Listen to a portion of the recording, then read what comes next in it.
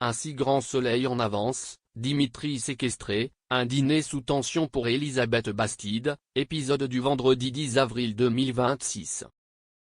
Elisabeth Bastide prend une décision choc à la suite d'une discussion avec Alain qui ne lui plaît pas du tout dans la série Un si grand soleil.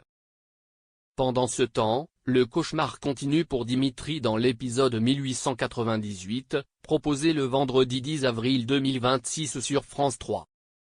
La journée commence mal pour Dimitri, Victorien Robert, dans la suite de la série Un si grand soleil. Alors qu'il accepte un extra au bar, Jeanne et Henri surgissent et le forcent à monter dans leur voiture sous la menace d'un fusil. Séquestré dans le coffre, il entend Jeanne tirer les cartes et annoncer qu'elle a le feu vert de leur père dans le 1898e épisode du feuilleton de France 3, proposé ce vendredi 10 avril 2026. Lorsqu'on le sort, les mains en l'air, Jeanne exige de savoir à qui il a revendu les objets.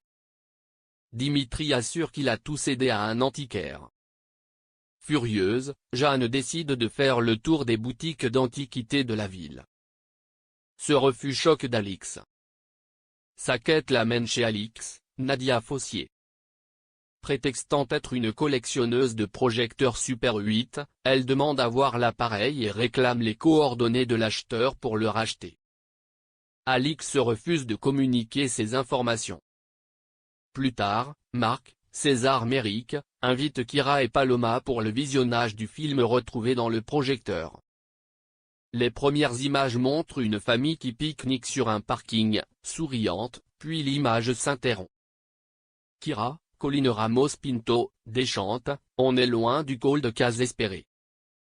Paloma, elle, pensait à un simple souvenir de vacances. Pendant ce temps, Jeanne passe à l'acte, la nuit, elle s'introduit par effraction dans la boutique d'Alix et fouille les documents de vente. Elle découvre que l'acheteur du projecteur est Marc Moore. Cette révélation, donnée par Dimitri après avoir été séquestré. Clémence tente un pari fou. Pendant ce temps, Clémence, Françoise Lépine, reçoit un colis contenant des antidouleurs dont elle est devenue dépendante.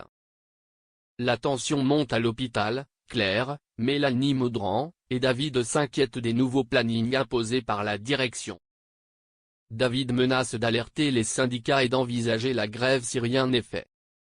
Alain, Frédéric Van Dendrich, informé, comprend que Clémence a poussé les équipes à la mobilisation pour faire plier la direction.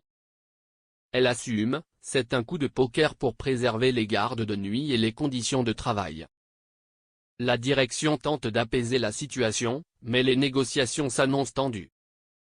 Alain confie à Becker, Yvon Bach, son malaise, il admire la stratégie de Clémence mais redoute les conséquences. À la maison, Elisabeth, elle, est tiraillée. Mais la présence de Clémence dans les paroles d'Alain la pique.